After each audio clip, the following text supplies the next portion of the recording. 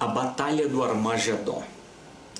Esta será a forma como terminará este tenebroso período da grande tribulação. Considerando que a grande tribulação ela começa com a proposta de paz, o anticristo se apresenta como sendo o Messias, Israel percebe, ou seja, vê no anticristo cumprindo-se as suas expectativas de um Messias e faz aliança com ele. Na metade da tribulação, ele percebe que esse Cristo, esse Messias é falso e rompe esta aliança. Então começa ali muitas ameaças. E estas ameaças vão se intensificando e no final dos 7 anos, final da grande tribulação, ocorrerá uma guerra mundial. Essa guerra mundial é chamada então de Batalha do Armagedon. O que é a Batalha do Armagedon? Veja, Armagedon significa montanha de Megido, situado ao norte de Israel.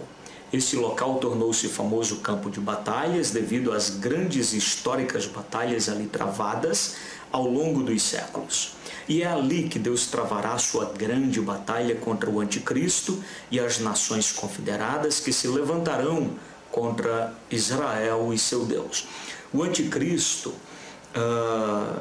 ele insistirá tanto nesta destruição de Israel, que já será seu inimigo, já terá rompido a sua aliança, e ele, como sendo a autoridade maior, o governo mundial, ele juntará muitos exércitos, um poderoso exército, e subirá contra Israel.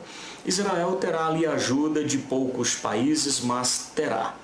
Veja então, avancemos na nossa análise.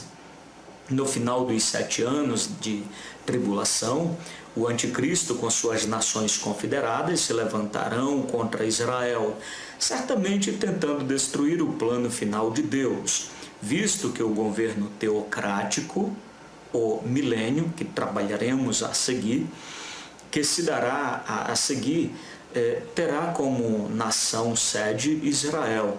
E para esta grande batalha, o anticristo envolverá todas as nações num grande ataque contra Israel e seu Deus. Do Armagedon, essas tropas caminharão contra Jerusalém. Os judeus, no entanto, lutarão heroicamente, conforme pode ser visto em Zacarias 12:14. É o cumprimento profético de Joel 3:2, 14, Zacarias 12:3. Agora, essa batalha está na profecia, não é? Agora, o que poderíamos considerar como partes principais deste grande evento? Devemos considerar que o anticristo investirá contra Jerusalém, conforme Zacarias 14:2, mas os judeus heroicamente o resistirão.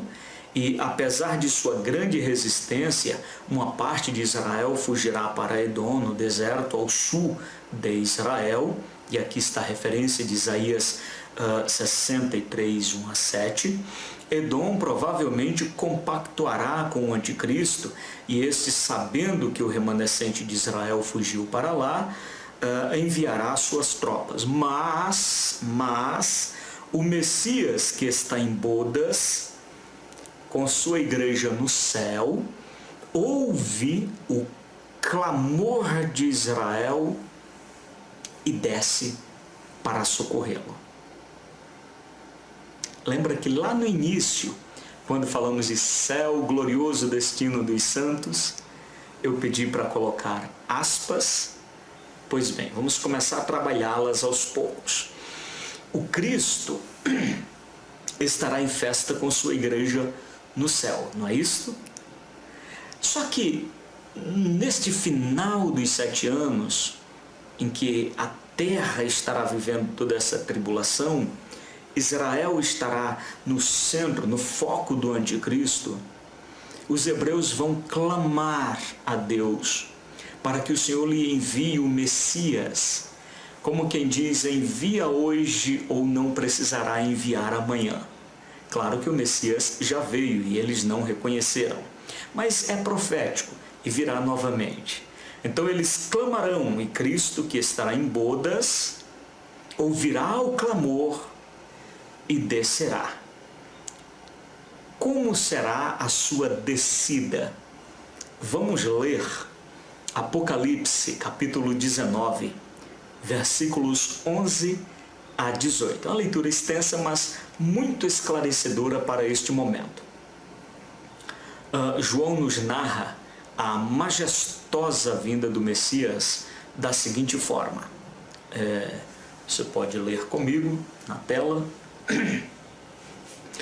Vi o céu aberto e um cavalo branco. Seu cavaleiro se chama Fiel e Verdadeiro. Ele julga e batalha com justiça. Seus olhos eram como chamas de fogo. Em sua cabeça havia muitas coroas.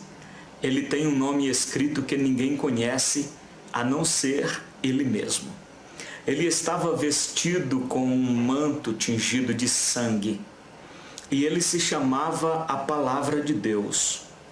Os exércitos celestiais, vestidos de linho finíssimo, branco e puro, o seguiam, montando cavalos brancos. Da sua boca saía uma espada afiada, para com ela ferir as nações. E ele mesmo as regirá com um cetro de ferro e pessoalmente pisará o lagar do vinho da ira do Deus Todo-Poderoso. E em seu manto e em sua coxa tinha um nome escrito: Rei dos Reis e Senhor dos Senhores. E então vi um anjo em pé no sol, e clamou com alta voz a todas as aves que voam pelo meio do céu: Vinde, reuni-vos para a grande ceia de Deus, para comerdes carne de reis, comandantes, poderosos, cavalos e seus cavaleiros, carne de todos, livres e escravos, pequenos e grandes. Terrível, hein? Então veja, aqui, lembra daquele quadro comparativo que fizemos no capítulo anterior? O anticristo no capítulo 6 e Cristo no capítulo 19? Pois bem, aqui Cristo vem acompanhado de um exército, né? Seus santos anjos vêm com ele. Então,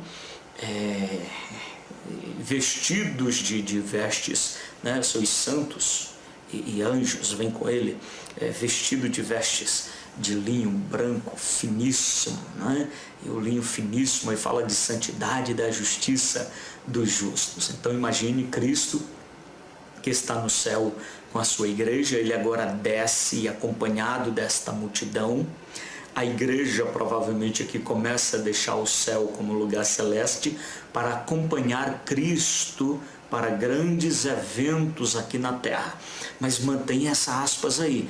Nós vamos aos poucos tirando-as da nossa discussão e esclarecendo alguns acontecimentos, tá bom? Mas aqui Cristo desceu e como grande general, né, para resolver esta situação tenebrosa e livrar Israel.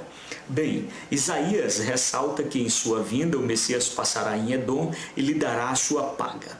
O Senhor virá pessoalmente e será contra o anticristo como um fogo, e os seus carros como uma tempestade.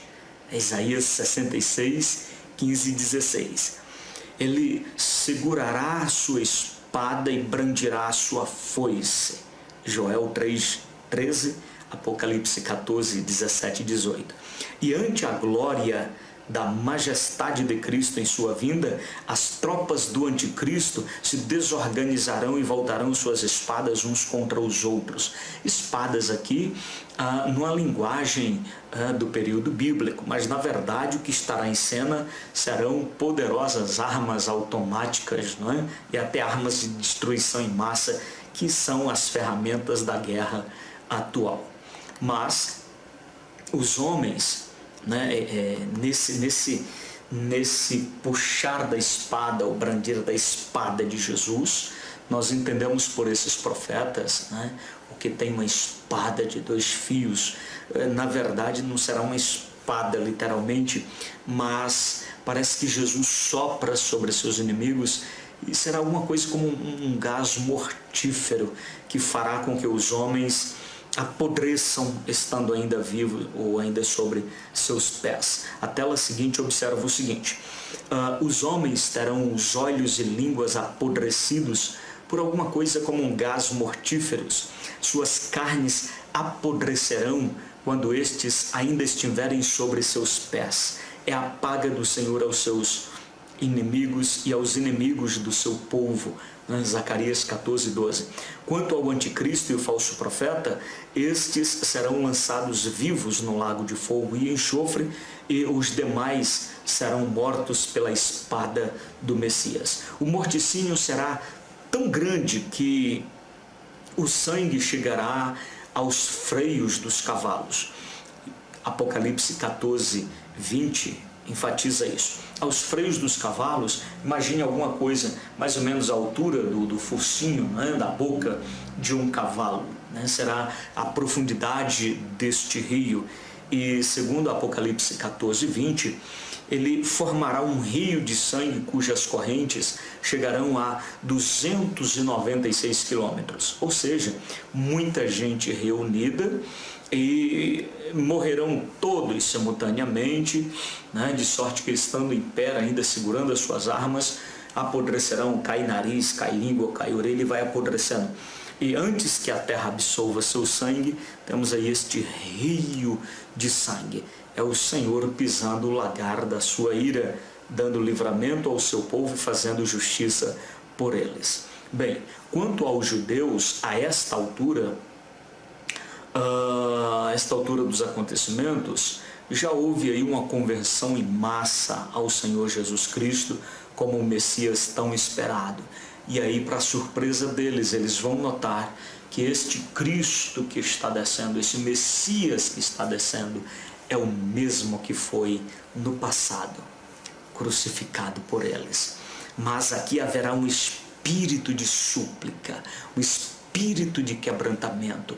A última parte da profecia do vale de ossos secos, em que o Espírito soprará sobre eles e haverá vida, haverá a reconciliação. Nesse mesmo período, haverá também o aprisionamento de Satanás. Na visão do capítulo 20 de Apocalipse, entre outras visões, João vê um anjo descendo do céu, tendo em sua mão a chave do poço do abismo e uma grande cadeia. Este prende Satanás e o lança no abismo por um período de 1000 anos. Por enquanto, Satanás ainda está solto, mas no findar destes eventos, antes do reino milenial de Cristo, que falaremos a seguir, ele será aprisionado por um período de 1000 anos. Por 1000 anos deixará de tentar a humanidade e no final de 1000 anos será solto para uma última revolta e então será preso definitivamente, como veremos a seguir. Então veja, no final de todos estes acontecimentos, um anjo forte, o que provavelmente trata-se de Miguel, grande general do exército de Deus, vai prender, engaiolar o Satanás e jogar no abismo por 1000 anos. Ok? Depois falaremos da soltura dele. Mas, a princípio, devemos considerar isto como formas de terminar esse período tenebroso da grande tribulação. Agora, após estes acontecimentos, o que vem a seguir? Vamos analisar então acerca do julgamento das nações.